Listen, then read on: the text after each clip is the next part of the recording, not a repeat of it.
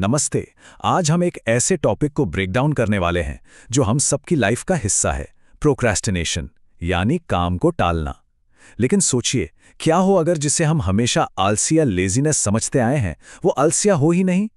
ये source material एक बहुत ही माइंड ब्लोइंग कॉन्सेप्ट पेश करता है। इसके मुताबिक ये एक्चुअली एक बायोलॉजिकल सर्वाइवल ग्लिच है। तो चलिए बिना किसी देरी के इस विश्लेषण की डीप डाइव में चलते हैं और समझते हैं कि आखिर हमारा दिमाग हमें एक्शन लेने से क्यों रोकता है। चलिए एक बहुत ही दिलचस्प तुलना पर गौर करते हैं। एक तरफ 1916 के वर्ल्ड वॉर 1 का बैटलफील्ड है, जहां हैरी फेर नाम का एक सैनिक पूरी तरह से फ्रीज हो गया था। आसपास गिरती आर्टिलरी और धमाकों ने उसके दिमाग के सर्वाइवल सर्किट को पूरी तरह ओवरलोड कर दिया था। बायोलॉजी की भाषा में इसे फ्रीजिंग मोड कहते हैं। एक ऐसी स्थिति जहां खतरा इतना बड़ा होता है कि बॉडी लिटरली जम जाती है। और अब दूसरी तरफ आज का आधुनिक बेडरूम है। सोर्स इस बात को बहुत खूबसूरती से हाईलाइट करता है कि आज आराम और स्क्रीन से पूरी तरह घिरे होने के बावजूद लोग अपनी जिंदगी में ठीक उसी तरह से फ्रीज हो रहे हैं। दिमाग के लेवल पर ये मॉडर्न सुविधाएं बिल्कुल वैसा ही बायोलॉजिकल रिएक्शन पैदा कर रही हैं जैसा उस सैनिक ने वॉर जोन में महसूस किया था। क्रेजी है ना? तो आइए इस दिमागी धुंध यानी ब्रेन फॉग की बायोलॉजी को थोड़ा और करीब से समझते हैं। ये आंकड़ा सच में चौंका देने वाला है। साइज में बेहद छोटा होने के बावजूद, यानी हमारे शरीर के कुल वजन का सिर्फ 2% होने पर भी हमारा दिमाग पूरे शरीर की 20% एनर्जी अकेले कंज्यूम करता है। ऐसा इसलिए है क्योंकि दिमाग एक ऐसी बेहतरीन सर्वाइवल मशीन है जो लगातार कैलकुलेट करती रहती है कि एनर्जी कहाँ बचानी है। तो कैच यहाँ है, जब रोजमर्रा की जिंदगी से सभी चुनौतियों को हटा दिया जाता है, जैसे रास्ता ढूंढने के लिए पूरी तरह जीपीएस पर निर्भर होना या खाना मंगवाने के लिए फूड डिलीवरी ऐप्स का यूज करना, तो दिमाग को एक बहुत क्लियर सिग्नल मिलता है कि यहाँ तो कोई रेजिस्टेंस है ही नहीं। और इसलिए दिमाग को लगता है कि अब किसी भी तरह के ग्रोथ या विकास की जरूरत नहीं है। और इसी स्थिति को स्टैनफोर्ड के प्रोफेसर्स एलोस्टैटिक ओवरलोड कहते हैं।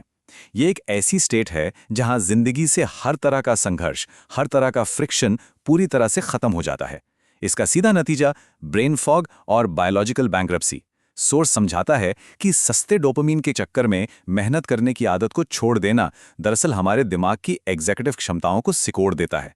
लोग एक नॉन कॉन्सिक्वेंस फैलेसी में फंस जाते हैं।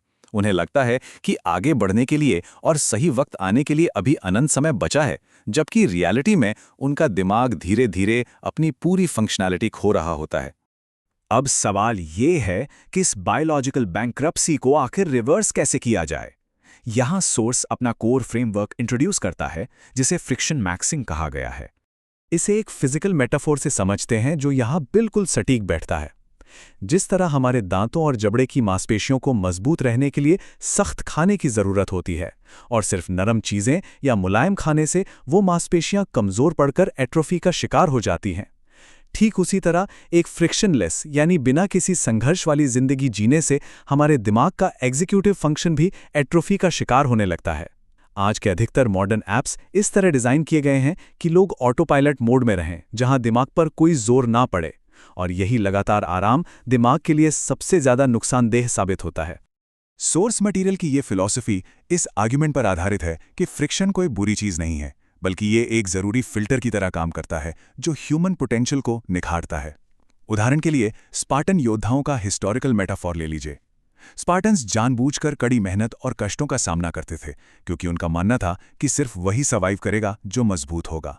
मॉडर्न कंफर्ट को यहाँ एक ऐसे खतरे के रूप में फ्रेम किया गया है जहाँ हमेशा आसान रास्ता चुनकर लोग दरअसल अपने ही पोटेंशियल को कचरे में डाल रहे हैं। तो इस आराम के जाल को तोड़ने के एक्शनेबल स्टेप्स क्या हैं? चलिए इस 4 स्टेप थॉट प्रोटोकॉल पर नजर डालते हैं जो दिमाग को एक्टिवली रीवायर करने के लिए डिजाइन किया गया है।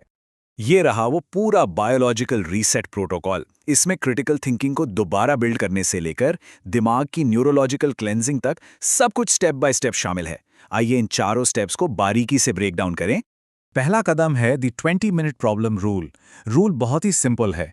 जब भी कोई समस्या सामने आए तो पूरे 20 मिनट तक ना गूगल का इस्तेमाल करना है, ना ही किसी एआई का सहारा लेना है। सिर्फ उस चैलेंज के बारे में डीपली सोचना है।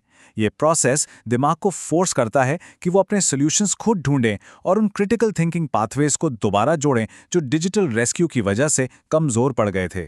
दूसरा कदम है द बोर्डम सेट। इसमें हर सुबह सिर्फ 10 मिनट निकालने होते हैं जहां बिल्कुल कुछ नहीं करना है, ना कोई फ़ोन चेक करना है, ना बैकग्राउंड में कोई म्यूज़िक चलाना है। एब्सोल्यूट बोरियत को अपनाना है। ये एक्सरसाइज डोपामिन रिसेप्टर्स को रीसेट करने के लिए बेहद ज़रूरी है, ताकि दिमाग लगातार इन्फॉर्मेशन कंज्यूम करने के बजाय फिर से खुद गहराई से सोच सके। सुनने में आसान लगता है, पर ट्राई करके देखिए। आज के वक्त में ये काफ़ी चैलेंजिंग है। तीसरे कदम को BDNF स्पार्क कहा गया है। हार्वर्ड की रिसर्च दिखाती है कि 20 मिनट की इंटेंस एरोबिक एक्सरसाइज जैसे कि स्प्रिंटिंग या हेवी लिफ्टिंग शरीर में एक खास प्रोटीन को रिलीज करती है। इसे ब्रेन डिराइव्ड न्यूरोट्रॉफिक फैक्टर या BDNF कहते हैं। ये प्रोटीन लिटरली ब्रेन सेल्स के लिए एक जादुई खाद या मिरेकल ग्रो की तरह काम करता है, जो पूरे फोकस को तेजी से रिस्टोर कर देता है। और चौथा आखिरी कदम है द ग्लिम्फैटिक फ्लश। हमारे दिमाग के अंदर अपना खुद का एक बायोलॉजिकल सुएज सिस्टम होता है, जो नींद के दौरान सारे टॉक्सिक वेस्ट को धोकर बाहर निकालता है। लेकिन बड़ी प्रॉब्लम यह है कि रात 1 बजे तक ब्लू स्क्रीन्स यानी मोबाइल्स और लैपटॉप्स को घूरते रहने से ये क्लीनिंग सिस्टम पूरी तरह बंद हो जाता है। इसलिए दिमाग को प्रॉपर्ली रीसेट और क्लीन होने देने के लिए सोने से कम 45 मिनट पहले सारी स्क्रीन्स को स्विच ऑफ करना एब्सोल्यूट ज़रूरी है। इन सभी बायोलॉजिकल इनसाइट्स को एक साथ जोड़ते हुए हम इस सोर्स मटेरियल की सबसे मेन थीसिस पर पहुंचते हैं, एस्केपिंग द कंफर्ट ट्रैप। एक बहुत ही पावरफुल कोट इस पूरे फ्रेमवर्क को परफेक्टली समराइज करता है। Comfort is a slow executioner, it makes you feel safe while it kills your future. यानी आराम एक धीमा एग्जीक्यूशनर है, ये इंसान को उस एक पल में सुरक्षित जरूर महसूस कराता है, जबकि दरअसल ये आहिस्ता आहिस्ता उसके भविष्य को खत्म कर रहा होता है। आधुनिक सुविधाएं भले ही सेफ लगती हों, पर लंबे समय में ये बायोलॉजिकली हमारी ग्रोथ और पोटेंशियल को बिल्कुल समाप्त कर देती हैं। और इसी के साथ हम आज के इस एनालिसिस के अंत पर आते हैं। अगर बिना मेहनत की कंफर्टेबल जिंदगी बायोलॉजिकली दिमाग को फ्रीज कर रही है, तो एक बड़ा सवाल बनता है, रोजमर्रा की रूटीन में जानबूझकर वो जरूरी फ्रिक्शन, वो इंटेंशनल हार्डशिप वापस कैसे लाई जा सकती है, ताकि इस फ्रोजन माइंड को आखिरकार पिघलाया जा सके और वापस एक्शन मोड में आया जा सके। इस डीपली प्रोवोकेटिव थॉट पर जरूर विचार करें। आज इस फंटास्टिक कॉन्सेप्ट को हमारे साथ एक्सप्लोर करने के लिए बहुत बहुत शुक्रिया।